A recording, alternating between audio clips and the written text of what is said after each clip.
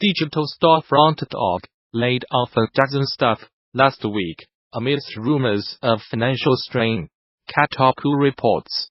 This news follows the significant layoffs at Activision Blizzard a few weeks ago, including the closure of 2 US-based King Studios, owned by Witcher 3 developer CD Projekt Red. The company did not disclose the circumstances surrounding the layoffs, but a laid-off employee tells Kotaku the reason was reportedly due to money. GOG gave an official statement confirming the layoffs, saying that while letting people go is never easy, we have been rearranging certain teams since October 2018, effecting in closing around a dozen of positions last week. At the same time, since the process started, we have welcomed nearly twice as many new team members, and currently hold 20 open positions. They continue. However, the employee speaking with Kotaku tells a different story, saying that laid-off staff were told that the company made the decision under duress, estimating that the layoffs had hit 10% of GOG's staff. We were told it's a financial decision, they explained. GOG's revenue could not keep up with growth. The fact that we are dangerously close to being in the red has come up in the past few months, and the market's move towards higher developer revenue shares will affect the bottom line as well. We were in the middle of a general restructuring, moving some teams around. Not unprecedented, but layoffs that big have never happened before. Interestingly, 2 CD Projekt Red employees doing SCRIBEDWNT has been a financial disappointment, with the company going on to admit that GOG's limited reach was solely of the reasons for the game's lack of success. The Thronebreaker campaign, a single-player role-playing game setting the world of The Witcher combined with the gameplay mechanics augment, was added to Steam despite being advertised as a GOG exclusive shortly after. However, it's worth noting that whether or not Gwent had anything to do with the layoffs is all speculation. The 2019 Game Developers Conference will feature an exhibition called GDCDEDICATEDTOGAMES that uses alternative control schemes and interactions. Gamasutra will be talking to the developers of each of the games that have been selected for the showcase. The book returns players exploring loss and grief through taking a book and defacing it. In a sense, players have to customize the book with their artwork and feelings, transcribing thoughts or altering the text to make it their own. Then, they must feed pages of their book through the shredder, actively destroying something they have loaded with their own importance. Gamasutra spoke with Alistair Richardson, developer of the book original, to talk about the emotional impact of destroying a book, and how this act can help players think on loss in a safe environment. I am Alistair Richardson, and I am the sole developer behind the book original. I did the programming, built the hardware, wrote the dialogue and did the artwork and animations. The book ritual is a narrative game played using a real book and a real shredder.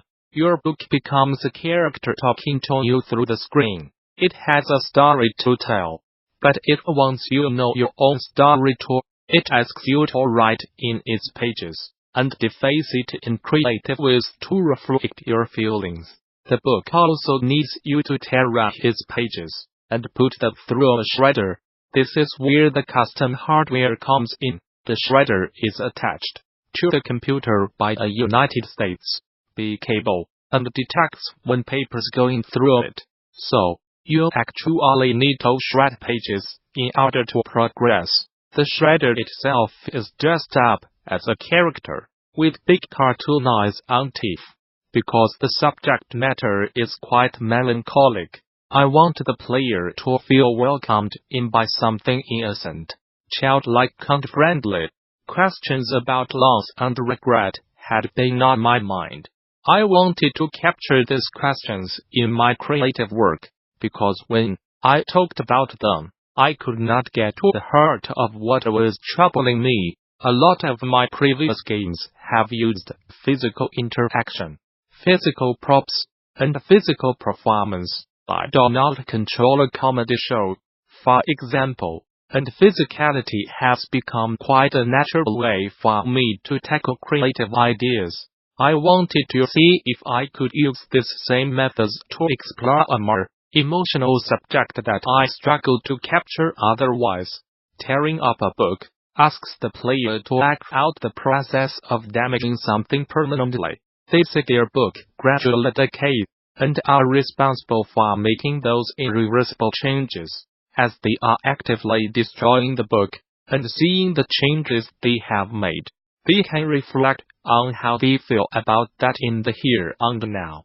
Having made several alternative controller games in the past, I noticed that destruction was ever present, but it was always something I avoided. I worked so hard to make my creations more resilient. Duty in never been in a situation where destruction was the point of the controller. This time I wanted my work to talk about how nothing lasts forever.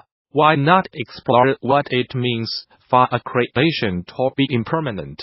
I am also aware within myself of how many souvenirs I keep, and how much I fear losing or damaging them. Yet the souvenirs are just objects. Losing them does not erase the people or events we wanted to commemorate. On the same note, to destroy a book feels painful, even when we know it will never get read, even when there's thousands of duplicates of that same book around the world. What are we afraid of losing? What are our souvenirs protecting us from? I am very keen to make the player connect emotionally to their book. To that end, I wanted to make sure there's always a piece of the player inside its pages, something they have written or drawn that makes it feel unique and personal. I'd also try to use playfulness as a way to welcome players in, so they feel safe opening up. The book should feel like a friend. Ultimately, the book should allow the player to reflect on their own experiences, and how they have been affected by grief, loss, and regret. Yes, I have things I want to say through the work, but unless I ask the player to bring in their own experiences, it's just me talking at them. Your experience with this book should be a conversation. If the player feels like they are caring for their book, drawing on their own personal growth to offer advice, or lending it a sympathetic ear, that's a really powerful way to reflect on the ideas. Games are a safe space for us to explore ideas and see how we feel about them. Destroying a physical book is an invitation to get into a headspace of thinking about loss, about decay, about responsibility. But at the end of the day, it's just a book, so it's okay to reach a point of no return. It's an opportunity for growth. I love how by the end of the story people come away with their own unique object. A book with a face and a personality, maybe a few little secrets in its pages, that is totally different to anyone else's. They have destroyed something, but in the process have created something brand new and much more special. I started making games as a teenager. Back in 2001, I studied maths at university, and when I graduated in 2010, I started a one-man studio making those games full-time. A lot of my games focused on social interaction and physical contact, making players share an iPad, for example, and encouraging them to cheat. This led me to make games with custom controllers for events and public spaces, where I could be bolder and get players to be even more physical.